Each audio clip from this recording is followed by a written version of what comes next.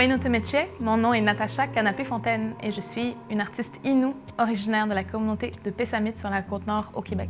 Assoiffée, je creuse la boue. De porter ma culture et mon identité, c'est vraiment quelque chose qui c'est sûr, transcende tout mon travail, qui est mon sujet principal en fait, mais avec la poésie, j'essaie d'amener les gens à comprendre c'est quoi être autochtone aujourd'hui.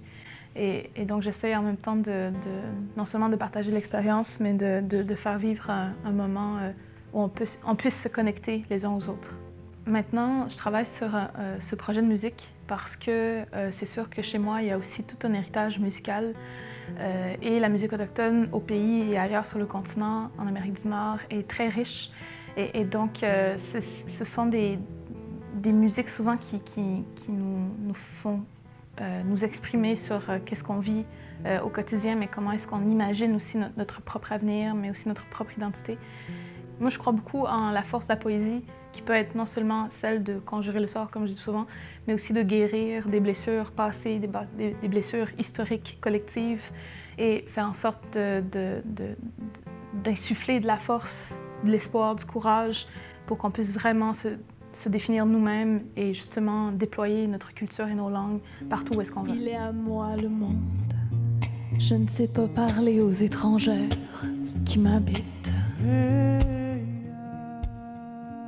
Mon spectacle s'appelle Nuit Mudan et ça veut dire « Je veux marcher » en Inuimun. C'est vraiment d'abord je dirais un prolongement de ma quête identitaire qui était identitaire avant, mais qui est une quête de retourner dans le territoire puis de retourner à la philosophie de mes ancêtres, qui est celle vraiment de marcher puis d'entrer vraiment comme en relation avec l'environnement. Et de tout ça découle vraiment, comme je disais, de notre philosophie de vie, qui est vraiment très particulière. Et au travers des chansons, des textes, j'espère toujours pouvoir partager un peu de nos mentalités, de nos perceptions, de notre expérience. C'est sûr que jusqu'ici, mon travail avait vraiment comme des avenues très concrètes du fait que je suis au Québec, que j'y suis née, et que, en étant issue d'un peuple qui a été opprimé, mais qui est encore, je dirais en quelque sorte, exclu de la société aujourd'hui, mon travail, c'est vraiment de faire en sorte qu'on soit de plus en plus visible et que notre parole soit entendue aussi. Et qu'en même temps, on puisse faire partie de la société comme tout le monde, comme chaque individu devrait l'être, simplement en vivant sur ces territoires-ci.